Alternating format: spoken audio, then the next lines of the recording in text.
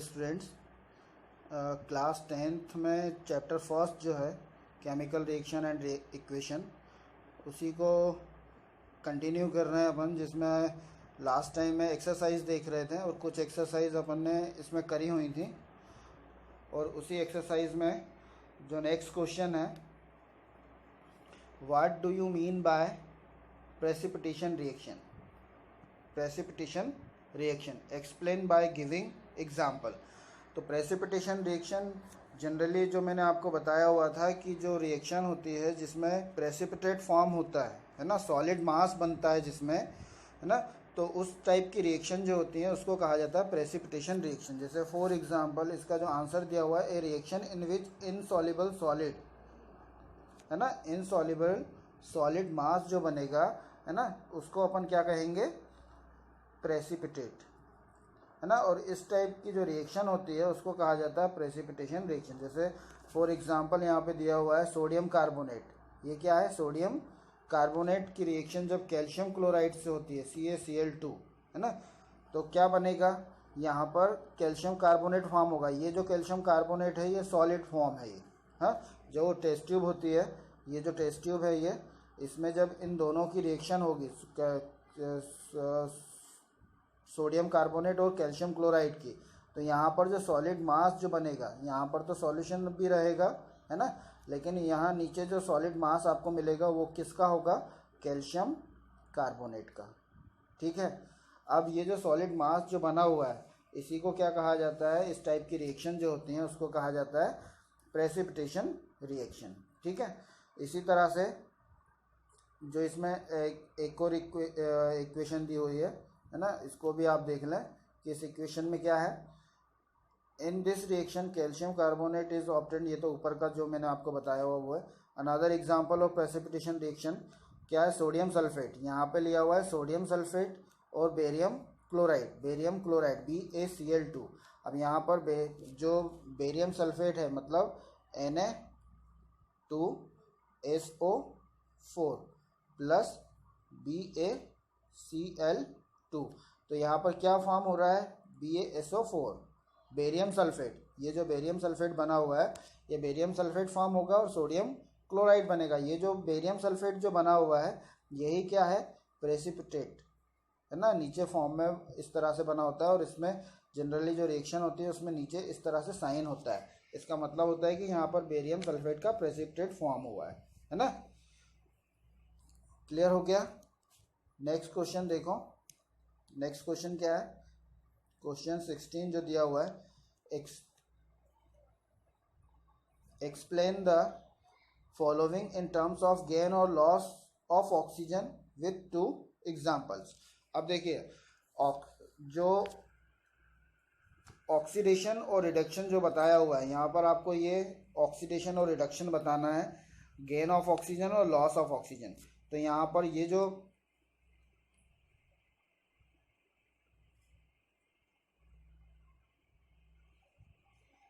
Oxidation है, oxidation की अगर अपन बात करें उसको इस तरह से आप समझ लो कि ऑक्सीडेशन क्या होता है, ऑक्सीडेशन मतलब गेन ऑफ ऑक्सीजन। ठीक है, ये लास्ट टाइम करा बताया हुआ है मैंने। इसी तरह से जो रिडक्शन होता है ये क्या होगा, loss of oxygen, loss of oxygen. इतना आप ध्यान रखें तो ऑटोमेटिकली आपको समझ में आ जाएगा, है ना। अब देखो यहाँ पर जो आंसर है इसका, उसमें आंसर में भी यही चीज़ दी हुई है कि oxidation is the gain of oxygen, उसको क्या कहेंगे, ऑक्सीडेशन। उसका एग्जाम्पल लिया हुआ उन्होंने कि यहाँ पर क्या हो रहा है कि कार्बन डाइऑक्साइड CO2 की रिएक्शन हाइड्रोजन के साथ में हो रही है। तो हाइड्रोजन के साथ में जो रिएक्शन हो रही है तो कंपाउंड क्या फॉर्म हो रहा है, कार्बन मोनोऑक्साइड और वाटर।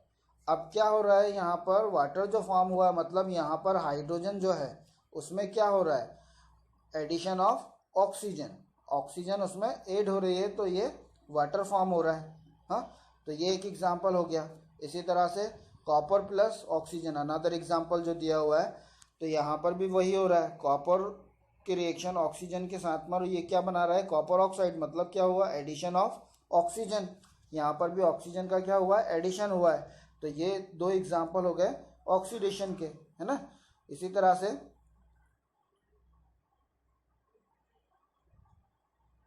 रिडक्शन जो होता है ना, रिडक्शन को देखो आप, रिडक्शन मीन्स क्या हुआ यहाँ पर, loss of oxygen. Reduction means loss of oxygen, reduction is the loss of oxygen. और इसी तरह से इसका जो एग्जाम्पल होगा, अब यहाँ पर एग्जाम्पल आप देख लो, वही ऊपर वाले एग्जाम्पल हैं मिलते जुलते कुछ। इसमें आपको वही समझना है कि क्या पूछा हुआ है इसमें। कार्बन डाइऑक्साइड की रिएक्शन, कार्बन डाइऑक्साइड की रिएक्शन हाइड्रोजन के साथ में हो रही है, हाँ। और क्या फॉर्म हो रहा है, कार्बन मोनोऑक्साइड और वाटर। अब यहाँ पर जो कार्बन है ना, कार्बन डाइऑक्साइड जो है वो क्या कर रहा है, कार्बन मोनोऑक्साइड, मतलब यहाँ पर क्या हो रहा है, loss of oxygen. Carbon dioxide का, कार्बन डाइऑक्साइड से ऑक्सीजन लॉस हो रही है, मतलब कार्बन डाइऑक्साइड का क्या हो रहा है, रिडक्शन हो रहा है ना। इसी तरह से सेकंड वाली इक्वेशन में क्या हो रहा है, copper oxide plus H2 gives copper plus H2O। अब यहाँ पर भी क्या हो रहा है, कॉपर ऑक्साइड जो है ये क्या हो रहा है, रिड्यूस हो रहा है ना। कॉपर ऑक्साइड क्या हो रहा है, रिड्यूस हो रहा है। अब ये जो रिड्यूस हो रहा है तो किस में कन्वर्ट हो रहा है, रिड्यूस होने के बाद ये कॉपर में कन्वर्ट हो रहा है, मतलब ऑक्सीजन का क्या हुआ, यहाँ पर लॉस हुआ, है ना। ये जैसे यहाँ पर लिखा है copper oxide is reduce to copper, मतलब ऑक्सीजन का क्या हो गया, यहाँ पर लॉस हो गया। तो ये किसका एग्जाम्पल हो गया, रिडक्शन का एग्जाम्पल हो गया। क्लियर। नेक्स्ट जो एग्जाम्पल है आपका, नेक्स्ट क्वेश्चन देखें, क्वेश्चन नंबर 17। अब देखो, अच्छा क्वेश्चन है ये भी। A shiny brown colored element X, a shiny brown colored element X on heating in air become black in color। मतलब जो ब्राउन कलर का शाइनिंग एलिमेंट जो है X जिसको कहा हुआ है, अगर उसको आप हीट करते हो इन प्रेजेंस ऑफ एयर तो वो किस में कन्वर्ट हो रहा है, ब्लैक कलर में कन्वर्ट हो रहा है। ठीक है। Name the element X and black coloured compound form. अब उसका आपको नाम बताना है एलिमेंट X का, और जो ब्लैक कलर कंपाउंड जो फॉर्म हो रहा है उसका आपको नाम बताना है। क्लियर। तो इसका आंसर देखो आप, आंसर क्या है इसका, X is copper, X is copper and black colored compound form is copper oxide, copper oxide। The equation of the reaction, अब उसकी जो इक्वेशन दी हुई है, पहली चीज तो ये हो गया कि भाई जो X जो है वो क्या है, कॉपर है, और वो जो कंपाउंड फॉर्म करेगा, है ना, ब्लैक कलर का जो कंपाउंड फॉर्म करेगा वो होगा कॉपर ऑक्साइड। मतलब यहाँ पर ये शाइनी कलर का, शाइनी ब्राउन कलर जो है वो कॉपर है ये, और इसकी रिएक्शन जब ऑक्सीजन के साथ में होगी इन प्रेजेंस, इसको हीट करा जाएगा इन प्रेजेंस ऑफ ऑक्सीजन, तो ये किस में कन्वर्ट हो जाएगा, कॉपर ऑक्साइड में, जो किस कलर का होता है, ब्लैक इन कलर। क्लियर। तो यहाँ X क्या हो गया, X आपका ये हो गया कॉपर, हाँ, और जो कंपाउंड फॉर्म हुआ है वो है copper oxide. Clear. Next question देखो, नेक्स्ट क्वेश्चन पूछ रहे हैं why do we apply paint on iron article.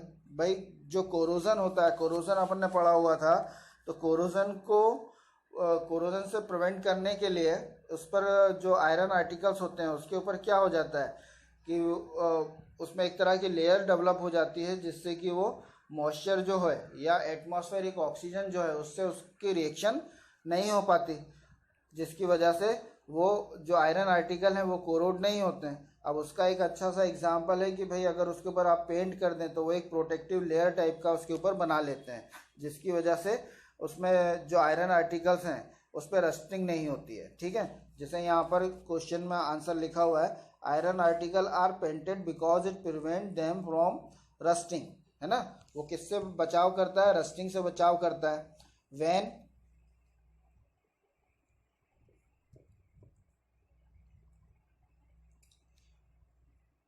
when painted the article contact of iron articles from moisture and air is cut off, मतलब उसकी वजह से जब पेंटेड करा जाएगा तो जो आयरन आर्टिकल्स हैं उसका मॉइस्चर और एयर से क्या हो जाएगा, कट ऑफ हो जाएगा, मतलब एक तरह की लेयर बना लेगा वो, जिससे कि वो एटमॉस्फेरिक एयर जो होगी वो आयरन आर्टिकल के साथ में रिएक्ट नहीं कर पाएगी। Hence rusting is prevented, their presence is essential for rusting to take place. तो जो रस्टिंग से बचाव के लिए क्या करा जाता है कि इन चीज़ों का यूज़ करा जाता है, पेंट कर दिया जाता है उसके ऊपर, जिसकी वजह से रस्टिंग नहीं होती है। इसलिए जो आयरन आर्टिकल्स हैं उसके ऊपर क्या कर दिया जाता है, पेंट कर दिया जाता है। क्लियर? नेक्स्ट देखो,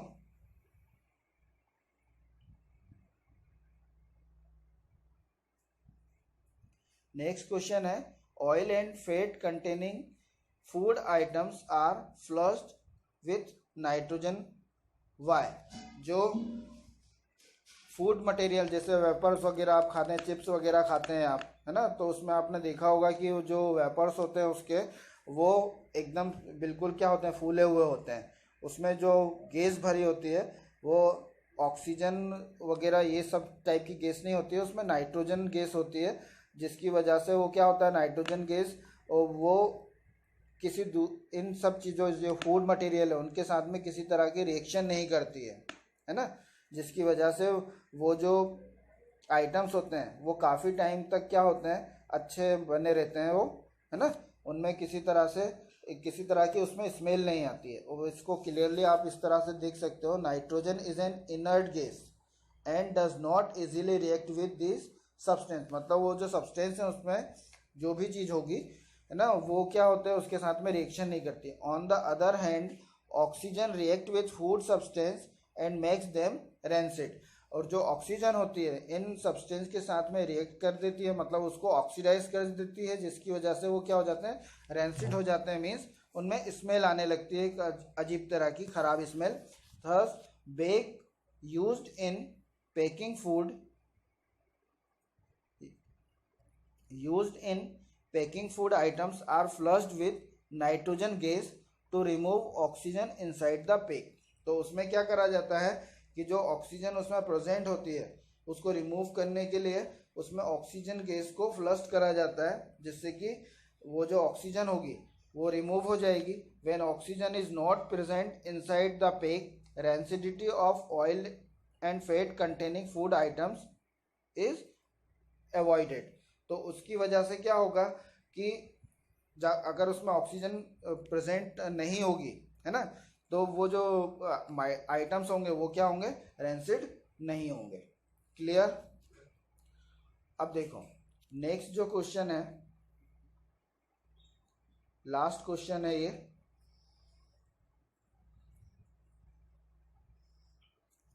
explain the following terms with one example. अब वो टर्म्स क्या है, कोरोजन और रेंसिडिटी।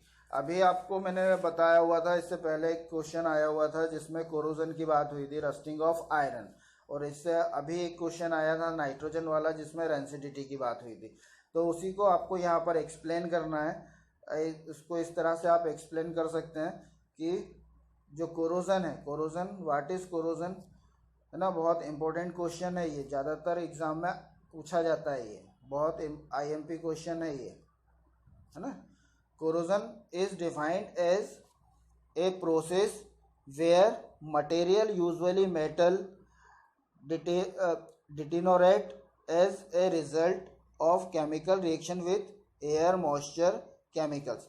अब इसमें कि कोरोजन क्या होता है कि एक तरह का प्रोसेस होता है जहाँ पे मटेरियल जो होते हैं वो कुछ भी हो सकता है, मेटल्स हो सकता है, वो एक तरह से क्या हो जाएंगे, उन जो ऑक्सीजन के साथ में, एयर के साथ में, या मॉइस्चर के साथ में, या केमिकल के साथ में, उसकी मटेरियल की जो केमिकल रिएक्शन होगी जिसकी वजह से वो क्या होने लगते हैं, कोरोड होने लगते हैं या डिटोरेट होने लगते हैं, है ना, या वो धीरे धीरे ख़त्म होने लगते हैं, है ना। इसी को अपन क्या कहते हैं, rusting of iron. Clear?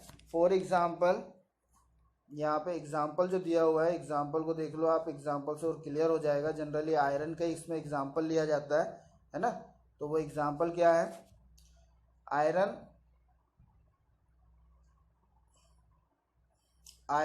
in presence of moisture react with oxygen to form hydrated iron oxide। अब ये जो Fe2O3 जो बना हुआ है ना, ये कहलाता है हाइड्रेटेड आयरन ऑक्साइड, और यही कहलाती है रस्टिंग ऑफ आयरन। इसी को क्या बोलते हैं, रस्टिंग ऑफ आयरन, यही कहलाती है रस्टिंग ऑफ आयरन। अब जिसमें जो आयरन आर्टिकल्स जो होंगे वो क्या होते हैं, मॉइस्चर जो होगा, मॉइस्चर मतलब उसमें वाटर भी होगा, और वो ऑक्सीजन के प्रेजेंस में क्या करेगा, हाइड्रेटेड आयरन ऑक्साइड फॉर्म करेगा, जिसको कहा जाता है rusting of iron. This hydrated iron oxide is rust. Clear. इसी तरह से है नेक्स्ट चीज, रेंसिडिटी। अब रेंसिडिटी को भी अभी मैंने आपको बताया हुआ था कि रेंसिडिटी क्या होती है, the process of oxidation of fat and oils. मतलब ये ऑयल और फैट जो होते हैं उसका एक तरह से प्रोसेस है ये, जिसमें उनका ऑक्सीडेशन होता है, और ऑक्सीडेशन होने पर वो क्या होते हैं, उनका टेस्ट चेंज हो जाता है ना, टेस्ट चेंज हो जाता है, उसकी स्मेल चेंज हो जाती है, उसी को कहा जाता है रेंसिडिटी। वही क्या कहलाती है, रेंसिडिटी, है ना, उसी को अपन क्या कहेंगे, रेंसिडिटी। अब इसमें जो एग्जाम्पल दिया हुआ है, एग्जाम्पल क्या हो जाएगा इसका, for example the taste and smell of butter change when kept for long time.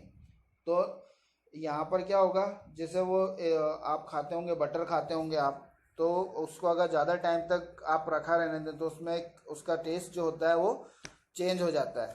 ठीक है। अब दूसरी चीज़ यहाँ पर दी हुई है कि rancidity can be avoided by, मतलब जो उसको अवॉइड किस तरह से आप उसको बचा सकते हैं फूड मटेरियल्स को रेंसिडिटी के थ्रू।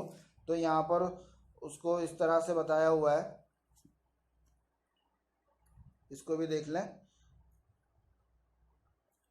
फर्स्ट जो दिया हुआ है, storing food in air tight container. तो फूड मटेरियल जो होंगे उनको आप क्या करें, एयर टाइट कंटेनर में रखें, है ना। दूसरा क्या दिया हुआ है, स्टोरिंग फूड इन रेफ्रिजरेटर, उनको आप रेफ्रिजरेटर में रखें, है ना। उससे उसकी वजह से भी क्या होगा, रेंसिडिटी को आप अवॉइड कर सकते हैं। एडिंग एंटीऑक्सीडेंट, मतलब कि उसमें आप एंटीऑक्सीडेंट ऐड कर लें ताकि उनका ऑक्सीडेशन ना हो। ठीक है। और फोर्थ जो दिया हुआ है, storing food in an environment of nitrogen. जो फूड मटेरियल जो आप यूज़ कर रहे हैं तो वहाँ पर एनवायरनमेंट जो हो वो किसका हो, नाइट्रोजन का हो, जिससे कि वो ऑक्सीजन को क्या कर देगी, रिमूव कर देगी, और वो काफ़ी समय तक अच्छे बने रहेंगे, मतलब फूड मटेरियल फूड खाने लायक बने रहेंगे, उसमें रेंसिडिटी नहीं होगी। ठीक है। तो ये जो यहाँ तक जो अपन ने वीडियो बनाया हुआ है, या यहाँ पर आपकी एक्सरसाइज पूरी कंप्लीट हो गई है चैप्टर फर्स्ट की, या अपन कहें कि आपका जो चैप्टर फर्स्ट है वो कंप्लीट हो चुका है। नेक्स्ट वीडियो में नेक्स्ट चैप्टर शुरू करेंगे। एट लास्ट आप लोग अच्छी तरह से वीडियो को पॉज या डाउनलोड करके आप अपने नोट्स प्रिपेयर कर सकते हैं। यहाँ पर अपने एक्सरसाइज भी देखी हुई हैं और इंटेक्स क्वेश्चन भी देखे हुए हैं, तो ये आपके कोर्स के अकॉर्डिंग ही है बिल्कुल, और उसको आप अच्छी तरह से प्रिपेयर कर सकते हैं, अपना फेयर वर्क कर सकते हैं, और उसको अच्छी तरह से लर्न कर सकते हैं, एग्ज़ाम की तैयारी कर सकते हैं। एट लास्ट चैनल को सब्सक्राइब करें, लाइक करें, शेयर करें। Thank you.